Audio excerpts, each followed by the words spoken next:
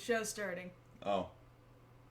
Wait, you want me to put this down? Yes, I want you to put this down. Fine, alright. Hi, and welcome to another episode of Beyond the Black Rims. I'm Mars Girl. I'm Josh Knight the First. And this is Season 7, Episode 10. Or Episode 152, if you're counting. You know, I wouldn't have had a problem had you not thrown everything off. I didn't do anything wrong. I have done nothing wrong. You've done everything wrong. No, I have not. It's all your fault. No. Thank you, as always, to the Patreon contributors at patreon.com/MarsGirl who make this show and all kinds of other stuff happen. In fact, there was a new tier that I had introduced a little earlier within the month. At the $40 tier, you can also put within my shows your own advertising for your own stuff. So if you have a webcomic or a YouTube series, a podcast that you host, you can definitely send that to me at that level, and we'll have that within our programming. So at the end of the show, we actually have someone who took us up on that particular tier. Yes. So as we're waving goodbye, you're going to see a closing bumper from one of our sponsors, but then we're going to come back for Q&A time if you guys are here with us live, which I hope you are, because you should be. Yes, there's some of you here right now, and thank you. Yes, so if you guys are interested, space for rent. Space for rent. Yes, patreon.com/MarsGirl. Yes. Yes. Alright, what else is going on? What is going on? Okay, so now it's become, just recently, like every week I'm complaining about something new they announced as far as movies that I liked in my childhood, and then somebody's trying to remake it. So this week... What? So, like, we're all sad Gene Wilder passed, right? Right. Like, to him, to us, he's the definitive Wonka. To many people, yes, right. Ourselves included, specifically, right. Yes. So, like, you don't think it would be a good idea if perhaps a movie studio with a name that rhymes with Warner Brothers decided to buy out the rights to the character from the original author so they could... I don't know, follow their own plans to make a prequel that nobody asked for. So wait, did they buy just the character Willy Wonka, or did they buy the franchise of Charlie and the Chocolate Factory and... They bought the Willy Wonka intellectual property. Okay, I'm still not entirely sure I follow you, so... Okay, so Warner Brothers purchased the Willy Wonka intellectual property, anything having to do with it, completely, so they can make their own prequel movie, like Wonka Begins or something like that. So this includes, like, Charlie and Violet and Mike TV and everybody. Okay, so it's not just the character Willy Wonka. Right, it's the entire whole franchise. Yeah, they bought the whole thing from Roald Dahl's estate. Oh, okay. I'm not so sure I'm into that, but, alright. Cool.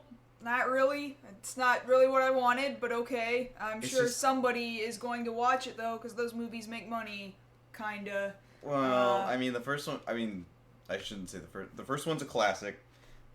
Then you have the Johnny Depp one, which did well enough, but it's like, people were complaining that this isn't what I asked for, and Warner Bros. Is like, I'm busy. Yeah, I'm busy. Yeah. And then Hot Topic was like, I'm busy. Yeah. I'm busy. And... I'm afraid that if they do this prequel, that's the Wonka they're gonna tell the prequel of. You know, spooky, scary, pale Wonka. I ain't down with that. Yeah, me either. Thanks, Josh. Thanks for ruining the evening. I didn't ruin it! Why is everything my fault? Well, you Does this shirt say Decade on it? I have done nothing here. Well, even so, it's still not Decade's fault, and I hate that meme, and you should feel terrible for having used it just now. It is your fault. No, it is not my fault. It is your... Is there anything going on with you? Because that sounded like follow-up material. No, it's a follow-up that's not a follow-up because we don't normally cover something that innocuous. What did I do this? I put out another... Exade replay this week. Yes. So I'm following up with that. I'm very happy with the way the series is going. We get the bike this week coming up. Yeah, excited about that. So like we've got some friends going over there to Japan, and I'm thinking about sending them a little bit of scratch. That way I can perhaps get something back. Maybe. Or I should just order stuff wholesale. Or you should just save so we can go back again ourselves and do it I'll ourselves personally. I'll be bringing up in the follow-ups another reason, like if we don't have enough already, another reason why we should be going back. because yes, and Japan equals the best. Most fun I've ever had out of the country, since it's the only place I've ever been out of the country. But That's really, not that true. was... You've also been to Canada. Admittedly, I had a great time in Canada. You forgot Canada existed. Just oh for a my second. God, Josh! You need to apologize to Canada right now. I'm sorry, eh? I had to do it in the native tongue. Sorry. Sorry, eh? There you go. Sorry. There you go. Thank you. All right, and you, thanks to somebody sending you a gift, you've been replaying through Kingdom Hearts this week. Yes. That's another Patreon contributor, in fact. So thank you, Keith. Yeah, the Final Mix version that came in HD 1.5 remix, and then he also sent me 2.5 remix. So yeah, I've been playing through the Final Mix, which I had never played through before, and I'm just kind of marveling at the changes they made to the orchestration of the soundtrack, really, and just kind of remembering as the game goes on, things have become very muscle memory.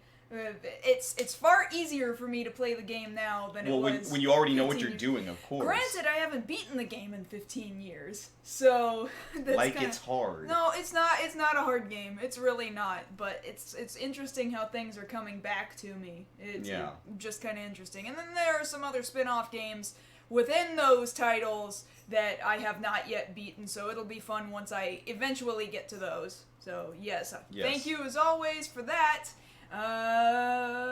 Is there anything else that we need to talk about before we move into follow-ups and stuff? Not to the best of my knowledge. Actually, I lied. There is something else. I wanted to Yes, also... that's right. We have, for the first time, because we've been asking for it, we have fan art. Yeah. This week. So thank you to Excalibur. I don't know whether or not you're in here with us live right now, but I just got an email just the other day. Here's Shin Godzilla versus Siren, apparently. Fan art of the two mascot of characters. Our cat and Godzilla. They are the yin and yang of the show, since they are trying to vie for screen time. Always. And right now they're on opposite ends of the room, not talking to one another. So this is a thing. We do appreciate the fan art. Yes. If for some reason you feel so inspired, go ahead and hit us up over on social media. Yeah, and I received this via marsgirl at marsgirlproductions.com, so you can always feel free to shoot us an email and stuff. That's always a possibility. Yes. So now I suppose we can talk about what our main stories a little bit later are going to be? Yes. Yes. It's kind of a weirdly game-centric show, but you guys will see the difference here in what we're talking about. So our first story of the evening has to do with South Korea disbanding their major StarCraft leagues, which is a huge blow for the gaming community over there. We're going to talk to you guys about the fallout from that, why they decided to do it, and what they're going to be replacing it with. Secondly comes the Assassin's Creed movie trailer from Ubisoft, and who's producing the film? I just blanked out as soon as you said that. Well, we'll bring it up. It's a movie studio. We've got a new trailer for the movie featuring Michael Fassbender there in the title role. We'll talk to you guys about how that looks, the way that's going for the December release. And then finally, I'm sure all of you guys are aware, Nintendo NX is now no longer known as the NX. We have an official title. Known as the Switch. And it's kind of blowing people's minds in some ways and is making people question a lot of other things. Like, it answered a lot of things and yet also created brand new open questions. Also, a lot of the things that we predicted and leaks that were coming out ended up being very, very accurate. Kind of on the money. Yeah, it's pretty much what we told you before, but there's more info. So hang around and we're going to talk about that here in a little bit. But you've got follow-ups, yes? I've always got follow-ups, okay, so let's get right into it. Alright, so I have Justice League news, but it's not the movie. You need to warn me about these things, because I put that in there. I put it in the list. It's good that you were prepared. It's the other picture I showed you. Okay, so people had been hyping this crossover event for a couple of weeks now. People saying it was in the works. People weren't sure if this was an actual thing. We can confirm from this past weekend that there will be an official comic book crossover between the Justice League and the Mighty Morphin Power Rangers. Because that makes sense. Yeah, because that makes sense. Apparently the plot revolves around the Black Ranger, Zack, being trapped over in the DC universe, and, like, Batman's hunting him down or something until the other Rangers can get to him. Okay. Right, because that totally made sense, because you can totally tell the Black Ranger's the bad guy. Like, I don't even want to get into that. I'm just saying this is one of those crossovers that just leaves me scratching my head like, okay, like, I get you guys both have movies coming out next year. I get it. That's probably the reason you're doing it, right? Yeah, but all the same, they actually look the way that they're supposed to look, and they don't look like their movie counterparts. No, it's their comic book versions of themselves, which is absolutely fine. It's just, this is really the cross-promotion that you guys need. Maybe you should work on the movie. Yeah, maybe. But, comic artists are not working on movies. They're not movie makers. So yeah, I know. They work in two completely different fields. Don't get mad at them. Well, nothing more we can tell about that. I mean, that's okay, about as much as we got. I'm getting rid of it. Okay, the other bit of news we have from the DC Extended Universe is from the Aquaman movie. Director James Wan saying that this movie, when it comes out, you'll get a taste of it in Justice League, but what they're building up toward is a swashbuckling action-adventure. To which what? That is the term he used to describe how the movie feels. A swashbuckling action-adventure. Now, when you say swashbuckling, that brings back a memory of an older time when we had those kind of old pirate movies, because that was the term you'd use there, swashbuckling. Nowadays, people don't really buckle swashes very much. I'm trying to think, like, okay, are you talking about, like, pirates underwater? Is that what we're talking about? Are we gonna be, like, up on ships? Is Aquaman gonna be fighting on decks? Like, I really can't picture it. Because the only thing we have to compare it to nowadays is the only other major pirate property we have, which would be Pirates of the Caribbean. And I can't really compare the two because I don't think Aquaman should feel like Pirates of the Caribbean. He's gonna feel like Captain Jack Sparrow. I mean, they've got matching hair, fine, but, like, besides that, Look, man, I just want to see him talk to a shark and then make him eat somebody. That's all I want to see. You can deliver on that. Maybe if you're delivering that in Justice League, you'll have blown your load for everything you're going to do for Aquaman ahead of time. And shame on you if that's actually what you're doing. But I hope you've saved the best stuff for Aquaman's solo movie. Right. That would be smart. Okay, so let's go ahead and move on to some Marvel news. So with Guardians of the Galaxy 2, we got our first look at a teaser trailer that was just released in addition to a cast photo that was just released here of the Guardians. There at the bottom. It took me a second. I didn't realize he was there. Baby Groot's there right behind Star-Lord's leg, so he is there on the poster. Yeah, there's no seeing that from here. Not from here. But everything looks the same. Really, that's what the teaser seems to give us. More of the same. You know, they're still playing Hooked on a Feeling. Which I guess is what people wanted? Mainly. I suppose. Just give us more of what we liked the first time. Yeah, which is fine. You know, we've got a tease of Baby Groot. We've got Drax giving Star-Lord some unasked for advice. You need to find somebody as desperate as you. Do you need a hug? No, man, I'm good. And then he hugs him anyway. And it looks funny. There's going to be action. Really, what I'm hoping for is a full trailer. That way we can get a taste of all the things we're going to see. A little more tease of Thanos, seeing actually Ego, the living planet there. But it's good that we've got something. Right. Okay, so moving on to some other news.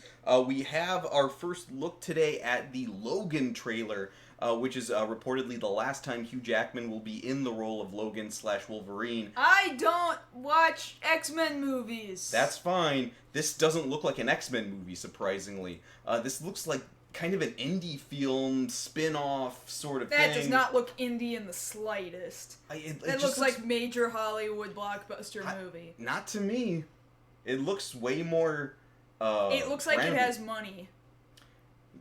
That's the thing. It's the way they spent the money, I guess. The way it's shot, it doesn't look like an X-Men movie. But whatever you say. I'm just saying it looks interesting. I think you're crazy. But you thought that before I started talking about follow-ups. Yeah, that's true. Okay, so let's keep that straight. And then the other bit of news, we have Doctor Strange coming out at the beginning of next month. The thing about it is, in the comics, Doctor Strange is part of the group of the best and brightest minds there in the Marvel Universe, which is a group known as the Illuminati. And now, since we're getting into the next Avengers movie, which is the giant team-up, there are rumors that are the Illuminati going to play a part there in that movie, since we've got kind of a few of them now.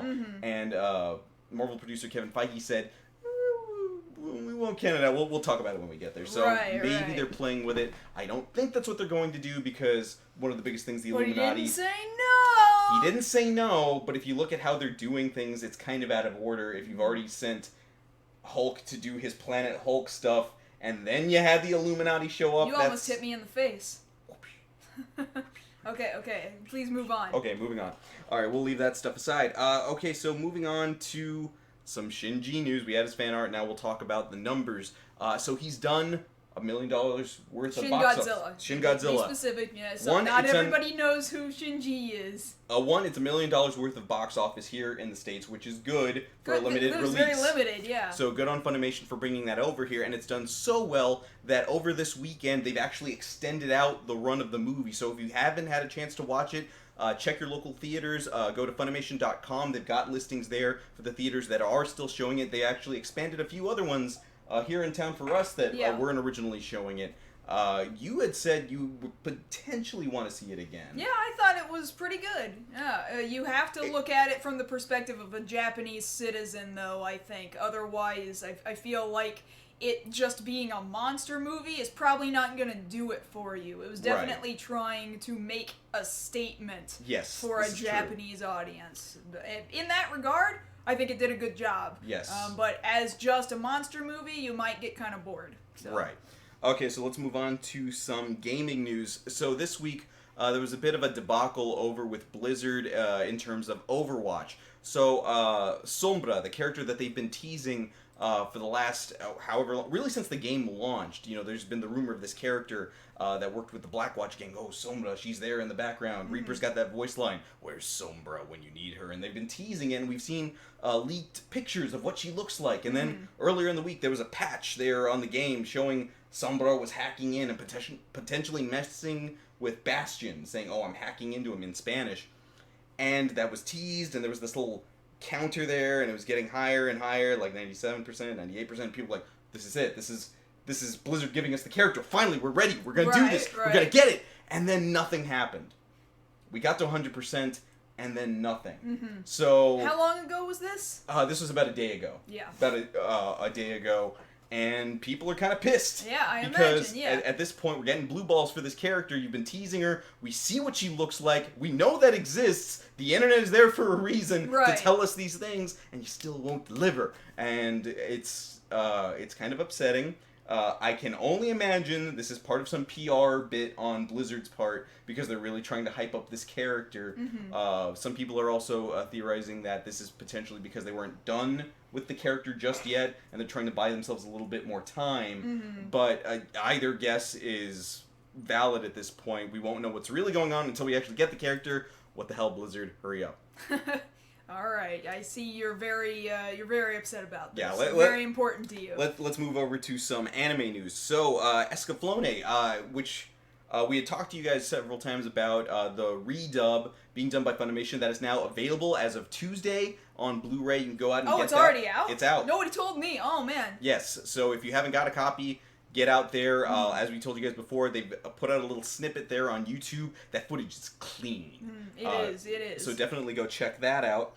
Over on Dragon Ball Super news, we are finally getting a simulcast from Daisuke and How Crunchyroll. long has it been running for like a year? It's been running for about a year now, and we are just barely now getting I'm a shocked that simulcast. Funimation they weren't already on that, See, I'm trying especially with, they partner very well with Toei Animation as it is. They've been on Dragon Ball for decades. Yes. So I'm kind of shocked. And now I'm not shocked that it's going to Crunchyroll because Funimation being partnered with Crunchyroll like they are, of course, that makes sense that the subtitles would go there. Right. But I imagine, okay, now Funimation has got to be doing something with it soon. Maybe a dub soon. Now, there's no news on a dub just yet. We're just getting an English translation. That news will be forthcoming. But for right now, we're at least getting official subs, so we don't have to download illegally anymore, because they know we were all doing it. Yeah. They knew that.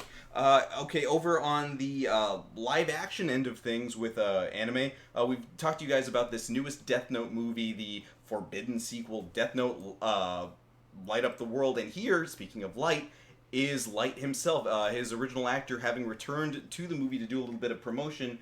Both him and L's original actor are also returning in little clip parts that they're splicing into the movie to show that they're still cementing it in. This is that same world from those first three movies, because there's the L spin-off movie.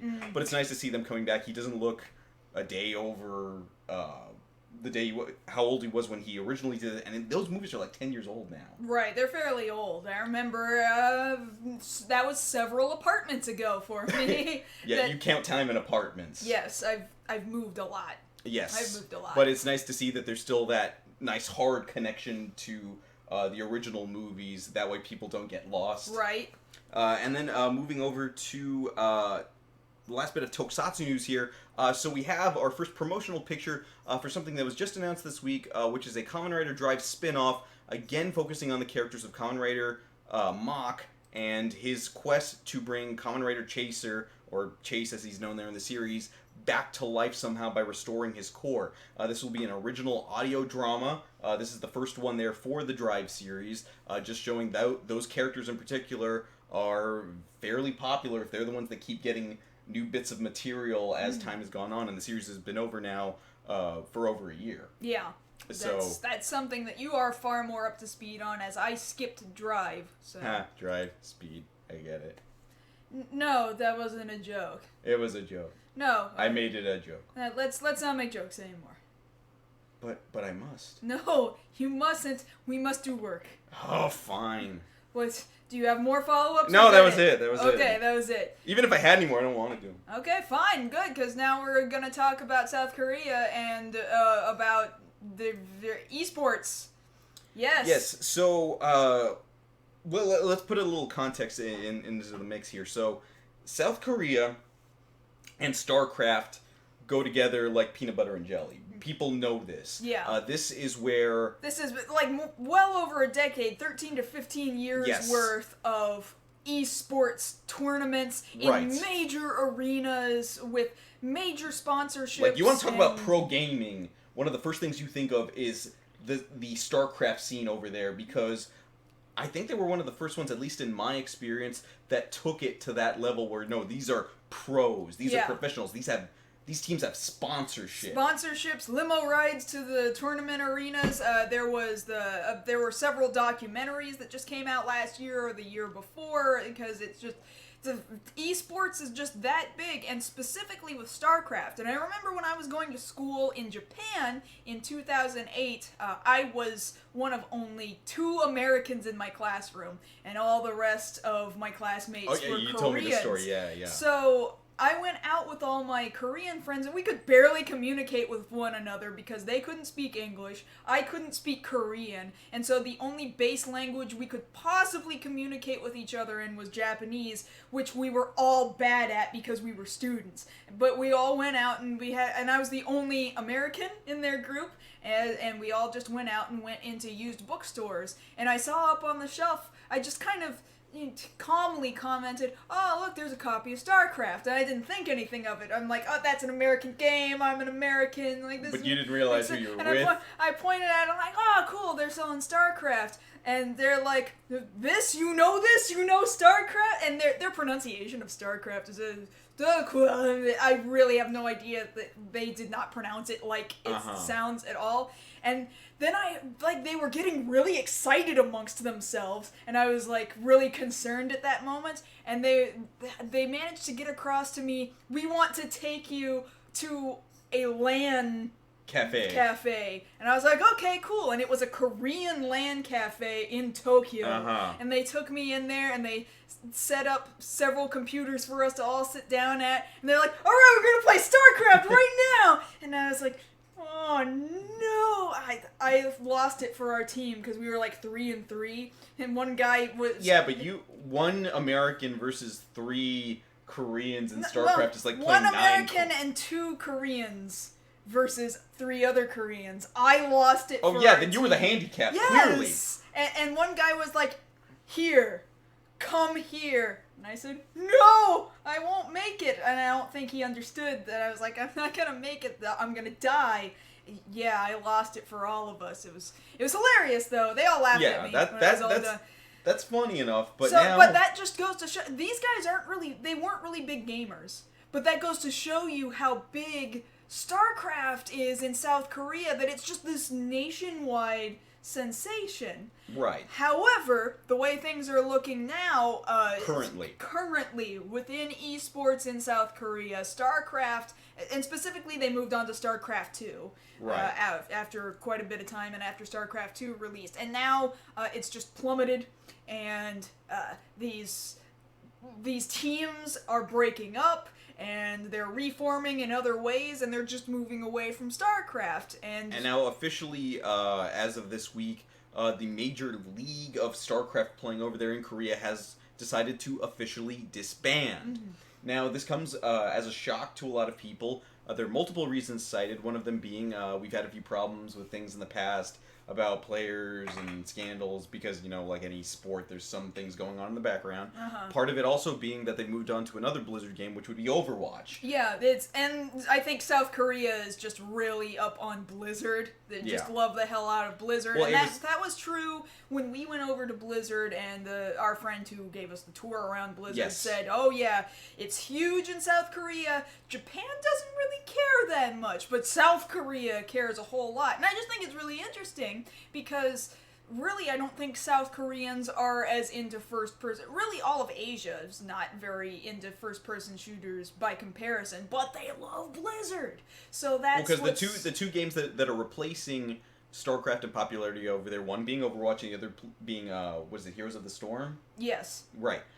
So those have been really moving up in popularity over there. Also, not just Blizzard titles, but League of Legends. League of Legends too, yes. LOL is hugely popular, and granted, it's another kind of sort of real-time strategy sort of game, and so it kind of makes sense for a country that is so big into a real-time strategy game to move over into a MOBA real-time strategy sort of... Or a first-person shooter.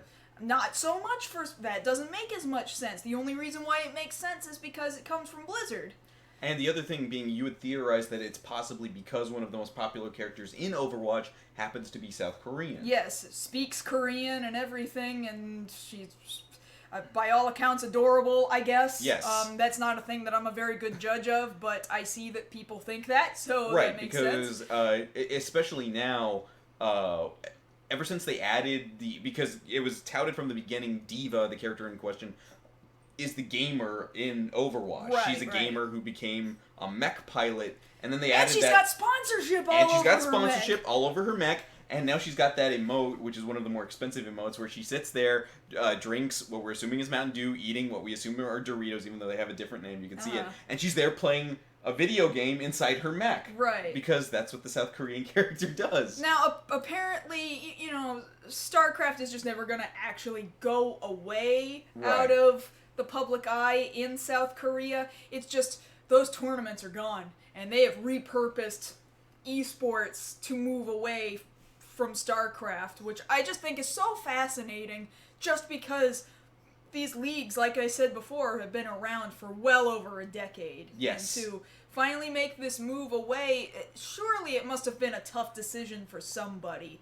And yet, the smartest decision you could possibly make, because League of Legends is doing so baller, and so is Overwatch. So surely every so often, I don't know if you get this problem so much on PS4, but on PC, every so often a Korean has switched their region of gameplay to North America, and a Korean player gets into one of the North American games, and suddenly your whole team's dead because the South Korean has come in and slaughtered everybody. That happens on PC to me all the time. I don't know that it's happened nearly as much. I can say, in particular, last night when I was playing with my regular group, we had a Hanzo show up. We were on Temple of Anubis, and this guy, I don't know how he did it, because I'm familiar with Hanzo's moveset, especially now with the Halloween update. But I don't, I main Reaper, I don't main Hanzo. And this guy was just demolishing us. This guy was only, what was he, level 150 something, and he was just going at it. The rest of the team they were on defense, we were on offense, but this guy was on one-man offensive team on his own, and he wasn't even using hardly as many specials. He wasn't using his dragons, he wasn't using his scatter arrows, he was just going at it. Headshot, headshot, headshot. Maybe he was. I don't know. But if that Korean, I don't know. I think it's more likely that he just had one of those modded controllers, which is... That's really riding the line of whether or not you consider that cheating, because it's not breaking the game, it's just you've got a controller that you can map buttons completely differently, or they perform slightly different functions. Like, it doesn't do anything to the game, but accuracy is a lot different. That's usually the question. If you're getting that many accurate shots, especially with a controller... Like, I get it with a mouse. I get it with a mouse and keyboard. Now, it is possible for you to plug in mouse and keyboard into a PS4, and then that'll make it a lot more... But at that point, why aren't you playing on PC? Because you can't afford a PC, I have to assume. Well, that was kind of my excuse, admittedly. Exactly. But still, the speed difference is palpable, especially between the two of us. We've traded off. I've played a bit of your PC copy. You played a bit of my PS4 copy. And the speed difference, I'm used to it being a little slower compared to your PC. Right, and I'm just assuming that most South Korean gamers are probably doing it on PC. Right, that would be my assumption as well. There's no way they're having tournaments on console. That can't be what's happening. Especially given the culture. Especially going back to games like StarCraft and StarCraft 2, that's PC, so it would figure they stick with a PC copy of that game, and then that's what they're learning to master. Now, the interesting thing I'm thinking about it, because that's the culture over there, that they've developed gaming, arena gaming to that extent, I kind of feel bad for the guy over there who was practicing StarCraft 2, like, I'm gonna go pro one day, I'm gonna make it, and now you can't. Yeah. And that sucks for that guy. I'm sure there's gonna be smaller, not major league divisions of gameplay from this point on. I'm sure some of these articles I'm reading says it's still gonna exist out there in the ether, but not like it was. Now your best bet is to move on to League of Legends or Overwatch. That's your answer, and it's gonna be entirely new teams. So maybe now is a good time to start forming your brand new team name for Overwatch, because now you can start moving up the ladder with this relatively new game, and then maybe this will last for another 10 years. Who knows? That's entirely possible, because who knows, especially with the way Blizzard's updating the content, constantly coming out with more skins. We just got our new map with Eichenwald about a month ago, and all of these are free, or you get it with the in-game purchases, the in-game currency. If they keep up the support for it, I don't see Overwatch dying off over there anytime soon. No, probably not. And if they are this used to esports as they are currently, I don't doubt that within a couple of months that we'll see the first tournaments popping up for Overwatch. We just had one that Blizzard sponsored about a month ago. Right. But now I want to see how the Koreans get down, just a group of them going toe-to-toe on like King's Row or something like that. That will be something to watch. Yeah, I'm sure that some of it can be seen on Twitch right now. Most likely, yes. You just have to go look that up. But don't go right now. If you're here, stay here. We're going to talk about other stuff. I swear it's cool. Yeah, we need to move on, in fact, I think. Yes. So let's go ahead and do so. So next thing we're talking about is this new Assassin's Creed movie trailer. Yes, and of course, this is the movie that's coming out this December. From thank you guys there in the chat, from 20th Century Fox, adapting the well-known, highly publicized Ubisoft game, featuring a new protagonist here played by Michael Fassbender. This now taking place in a portion of history that wasn't completely covered before, the Spanish Inquisition. They brought it up briefly in some conversations, trailer. And well, not just in the first trailer, but over the course of the games. They mention it, like they name drop the Spanish Inquisition, but they don't go there, they don't do anything there. So this isn't even nearly all of the Assassin's Creed. Yeah, we're missing about 4 games here. We're missing Black Flag. So we've got Assassin's Creed 2, Brotherhood, Revelations 3, Syndicate, Altair's Chronicles, and like this.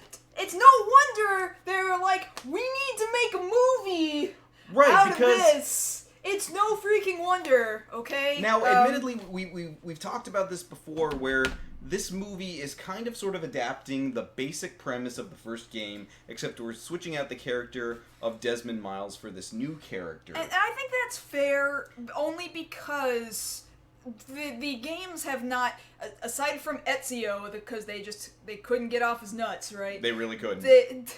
Aside from Ezio, we've moved on from assassin to assassin. Right. And from time period and location to time period and location. I'm in Italy. I'm on a boat. I'm in America. And yeah, I'm in Jerusalem. And it just jumps back and forth. So really switching out Desmond Miles for this new character, Callum Lynch, who's an original creation for the movie, it's not that bad. Like, I'm a fan, but I'm not so much of a fan that I'm that offended. I'm just offended enough to be like, come on, man, you couldn't have... It was written for you. Mm-hmm. You could have done less work, is what I'm saying. Yeah, but all the work they did was just rename the dude and then slightly put him in a slightly different location. Otherwise, it looks like it's going to follow a very similar pattern. Oh, here's a guy who has done some crime, and then we need to take him, and we need to put him in the animus thing, put him to sleep, and then make him remember things that his DNA remembers, because that's totally how DNA works, guys. At least in this game. And which, if you've played the games, you know that's not the weirdest thing that happens in the game technologically. But here, we've got a trailer that looks more... I don't know how to phrase this. More common to current movie trailers that we see right now. And I think that's the important thing. Because if there's one thing that we talked about a lot here on the show, it's that Hollywood is still waiting for the viable video game movie. The movie that absolutely proves, yes, we can make all of these video game movies. They are marketable. They are profitable. World of Warcraft did it overseas. It Right. totally made bank overseas. Not so much here, but it made it viable enough that they're like, all right, let's make more. But you're right. Maybe Assassin's Creed is just Hollywood enough. That's what I'm saying. In order to finally do it. Actually, there's a good question. Actually, I was asking this of myself before it came up in the chat from Gumsy. Do we get Assassin's Creed the movie, the game? Which would make sense. In this particular case, yes. It would make sense because it's just Assassin's Creed. They've got a different guy, and they put it in a different location, just like all the other games. Right. Otherwise, it's identical. I'm really not super offended that they did not choose Altair or Ezio or whatever the name of the dude is from Syndicate. I don't even freaking remember. Yeah, I don't even know. Or the chick from the Vita game, or or the Russian guy, or the Chinese guy, or any of the other people that they've thrown in. Now, admittedly, Altair's my favorite because I spent the most time playing through the first one, and then moving on to the other ones subsequently, it's like, you guys are all right. Like, Ezio was never my favorite, mainly because of how hard they tried to push him. Yeah, like, I don't know why he was the more marketable of the group, but whatever. Yeah, I don't understand. Let's not focus on the first guy. But yes, I think this is purposely marketed towards people who only have the vaguest idea of what Assassin's Creed is. Because it's one thing to please... But that's okay in this situation. Because I think it's the same deal as what we were talking about with the Warcraft movie, where you and I both agreed that the Warcraft movie might have catered a little bit too much to the people who were already familiar with the lore, already familiar with the game. Whereas here, you've repurposed the lore and the game into a way that's marketable to people that aren't quite familiar with it. Kind of the same way... But people know what the Spanish Inquisition is. Yes. If only via means of Monty Python. Well, to be fair, given the way the movie is stated, Callum Lynch does not know that he had an ancestor who was an assassin back there, or that he's going to be hooked up to this machine to see his ancestor's memories. So in this particular case, no, he was not prepared for the Spanish Inquisition. He did not expect the Spanish Inquisition. He did not expect it. Okay, I guess that that's is legitimate. True. I guess that's true. Good job, guys.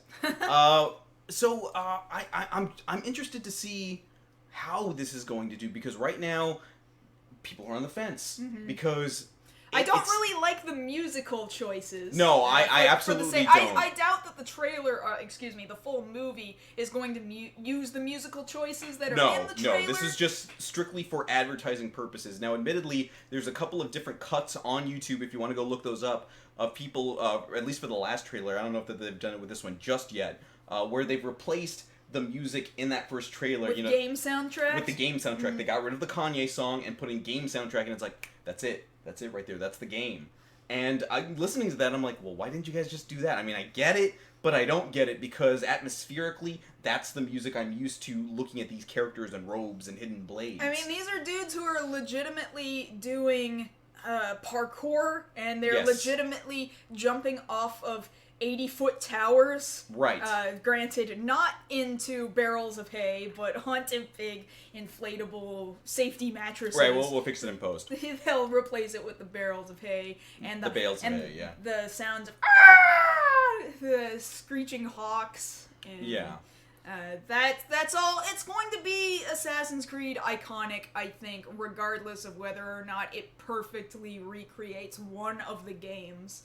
I think it's gonna be fine. I actually don't think there's anything to be too concerned about, except this trailer needs to stop it with this horrible music. Now, the other thing that I'm looking at as far as how things are looking as far as advertisement is concerned, because you saw going into Warcraft a couple of months back that they were putting out the advertisements, you know, trying to push it, but they didn't want to push it too hard because they didn't want to overload people. Mm-hmm. With this, I'm starting to see, especially at Walmart as an example, they're pushing more of the really simple Assassin's Creed costume kits. There and at the Spirit Halloween store, like, hey guys, this is a thing. Well, they were starting to do that last year too, weren't they? But not nearly as much as this year, No, of course not this year, because this year they know the movie's coming. Right, last year there was like 1 or 2 bits for like Connor or something like that. And maybe Connor, that was dude's name. Or maybe Ezio, but now there's one for Connor, there's one for Ezio. Some Party City sells an Altair costume, but you have to go online for it. You know, screw you guys. I made mine.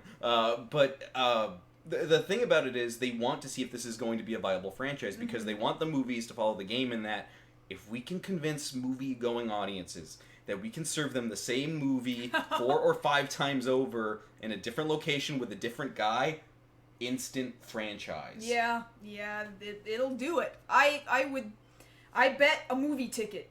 You want to bet a movie ticket on that? My own movie ticket. You want to bet your own movie ticket? That I have to pay myself to go see another movie. Okay.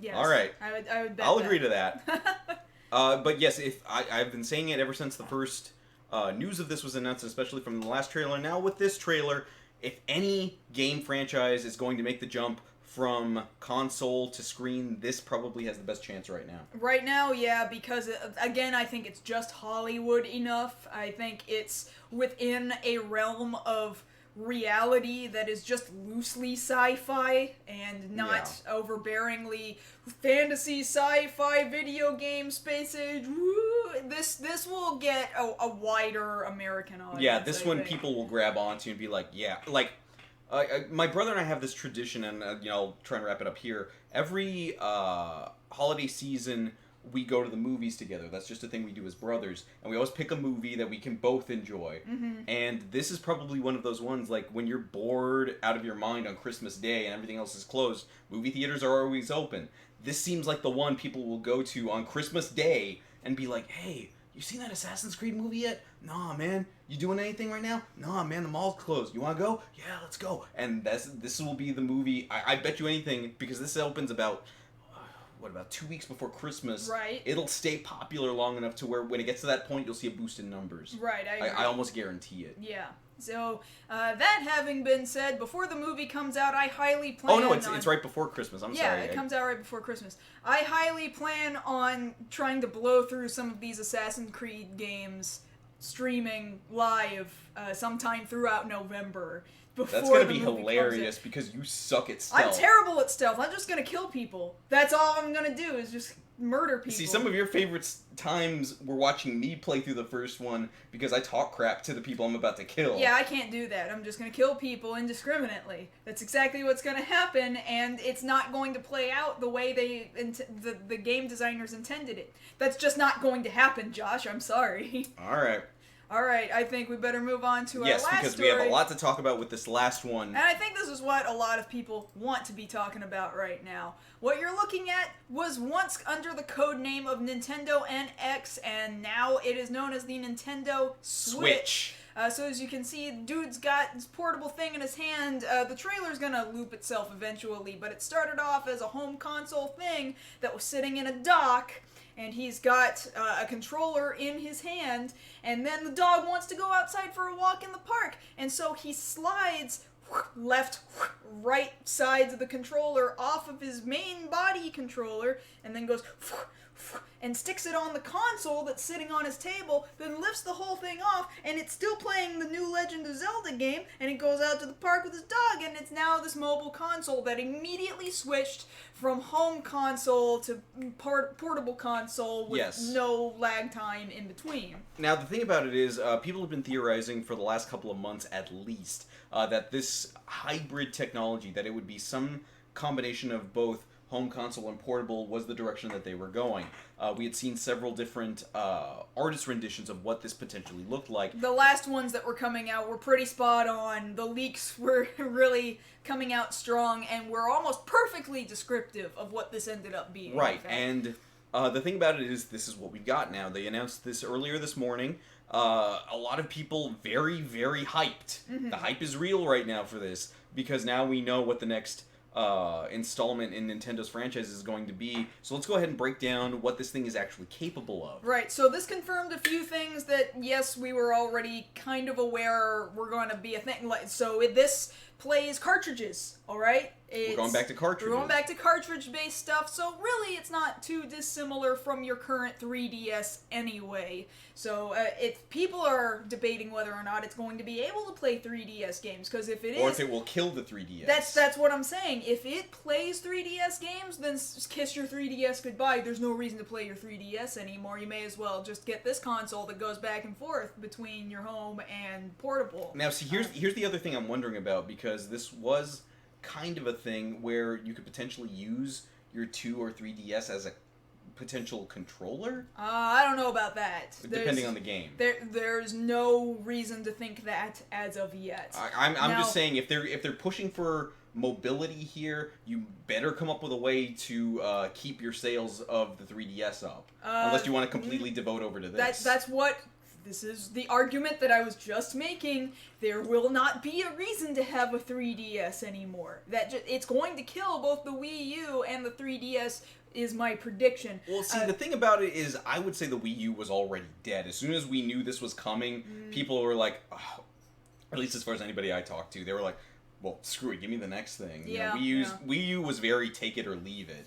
Whereas the Wii, it was novel enough and new enough to where people were like, yeah, I want to play that thing, that looks fun. So, okay, the gimmick of the Wii was what made it such a novelty to begin with. Then when Nintendo kept trying to do gimmicks with the Wii U and having, oh, you can look at your TV and you can look at the thing in your hand, some people were on it, but most people were like, alright, you've already tried to do the gimmick, let's not do the gimmick anymore. This seems like a well-balanced, already pre-tested gimmick that they combined in such a way that it actually looks like it's going to function.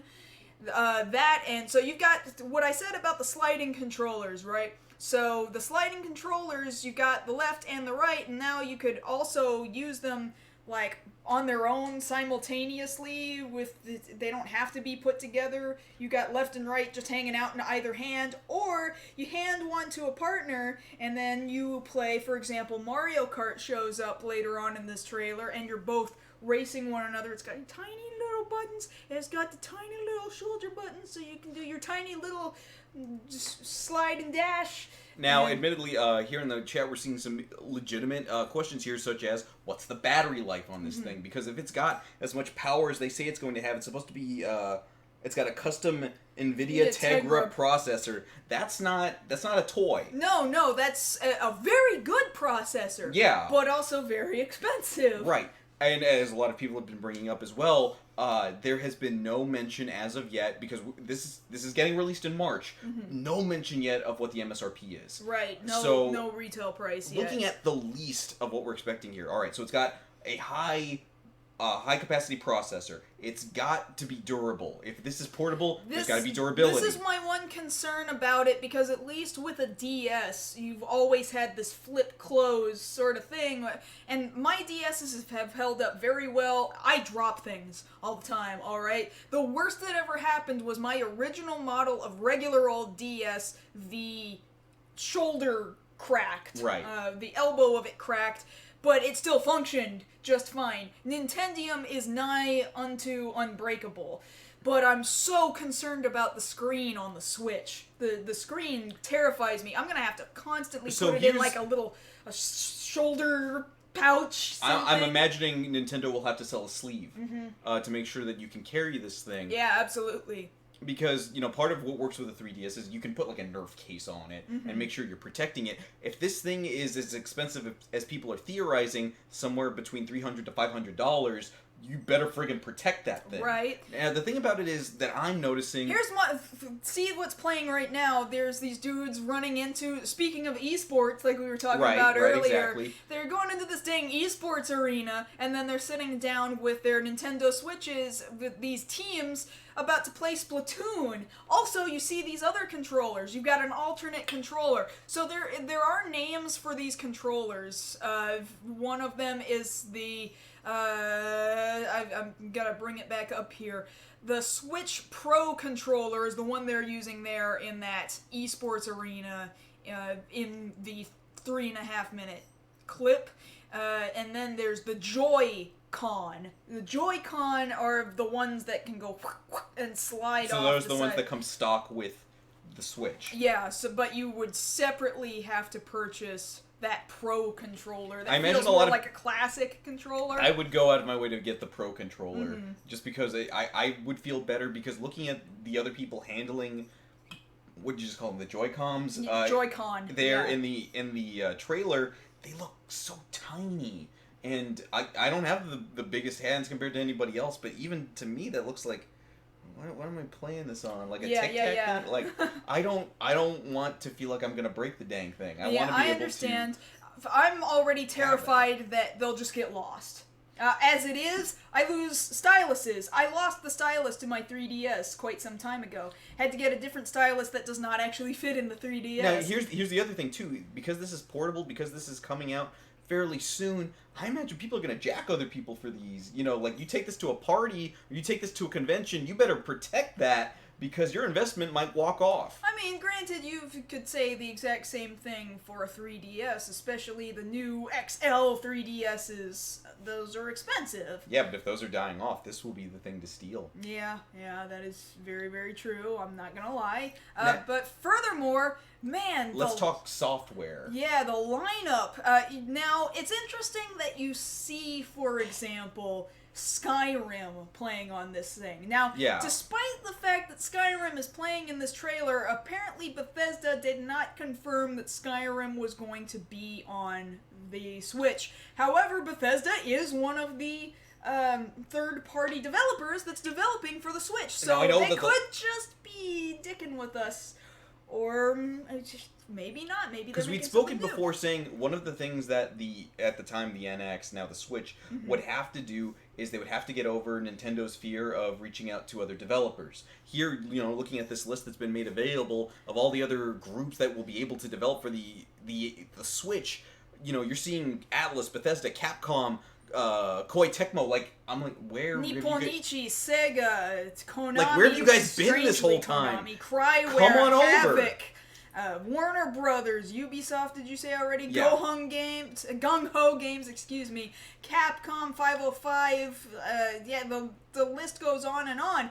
This was what the Wii U needed that. Absolutely. Right at the beginning, and that's why the Wii U just didn't do so well, but maybe... Just maybe, this is a huge group. We didn't even name them all. Yeah. This is what they needed. They needed third-party development right out the gate, and that's what this is getting, and I think that this is going to have a pretty solid launch. Because I absolutely think that's part of why, if anything, that's, in my mind, that's confirmation that they're roundaboutly admitting that they failed on the Wii U. Because if they're saying, okay, no, don't even worry about it, third party right here. Yeah. Don't even worry about it. We got them right here. They're waiting. We've got them signed up. Calm down. And I'm calming down. Yeah. Because it's working. Because now I'm like, oh, you got your stuff together. Great. Let's talk price. But the thing about it is, because it's a March release, I imagine, they probably thought it over. Like, could we get this out by December?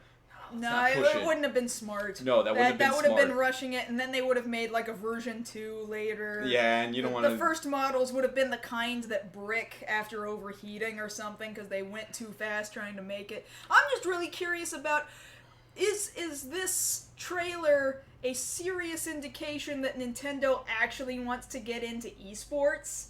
I don't know. Or is that just them being like, this is what it could be capable of if somebody wanted to utilize it for this purpose? Yeah, but they would have had to have said that. Yeah. You know, like, Sony, for example, went out of their way to say, look, this is the kind of stuff that our next console is going to be able to do if you guys decide to utilize everything that we're giving you. Mm-hmm. They had to outright say that. With this, I would prefer that whatever they end up doing with it not be implied. Right, I get that. So right now it's just implied that it can do this, but nobody has said anything. Because I don't again, know this is if a Nintendo trailer. will We ever have get in we have on to esports. see how all of this that we're being shown here in the commercial actually matches up with the finished product in March. Now the question is, will we get it?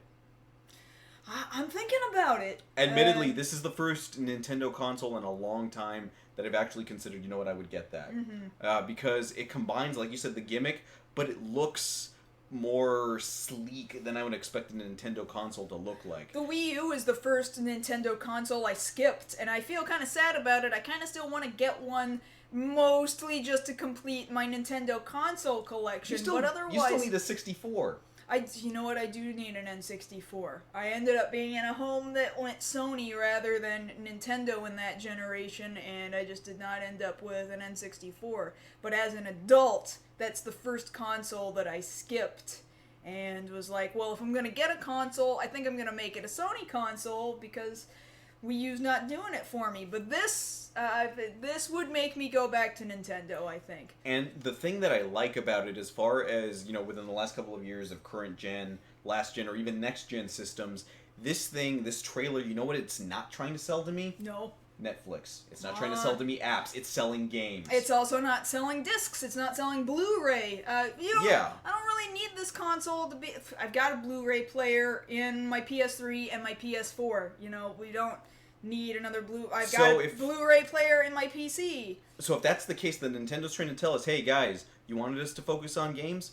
We got you. We're focusing on games. Of course, they've been focusing on games since the GameCube. When Sony was trying to go DVD and Microsoft was going DVD, Nintendo was just like, no, we're gonna stick to gaming. That really primarily has been Nintendo's whole point the whole time. They're a toy company, you know? Essentially, but you think about it, a lot of people said that as much as the Wii succeeded because they didn't have the disc support that they could have had, that's what really prevented it from going further. They really have to judge the right gaming generation, I think. And I think by this point, they know they don't need to sell Blu-ray and DVD support in order to sell their console. They should have done it last generation, but now they don't need to. Right, because with the Wii U, you could have that hooked up to your smart TV, to YouTube and all that other stuff, but really it was like, but I can already do that with all these other consoles. Right. Whereas here, I feel like it's a return to form of, no, let's focus on the games. Let's show people what we're about. Right, that makes sense to me. All right, so we should probably run that little commercial there. Well, we'll go ahead and wrap things up as normal, and Yes. as we're wrapping things up as normal, then I'll go ahead and run it as we're saying goodbye. So let's go ahead and just say our normal goodbyes then. So thank you, as always, for hanging out with us live here, and if you're watching this not live, if you're watching this video on demand, then I sure wish you would come on down here and be here live with us, 9 p.m. Central Time on Thursday nights here at youtube.com/MarsGirl,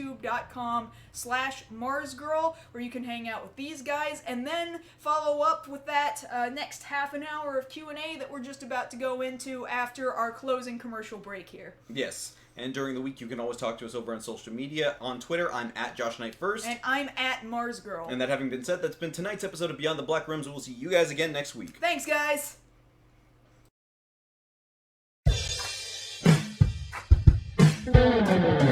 Danny is a young sci-fi writer living in the UK. Everything was going great until one day he was captured by a beautiful woman, terrifyingly hot. Her name is Morphine, and she'll make you scream. Get ready for your adrenaline shot, 'cause she locked him up in the basement. She tortures him day and night, whips and chains and moans and force him to write amazing sci-fi stories and release them to the world. It's Danny, the writer boy, and Morphine, his mistress girl.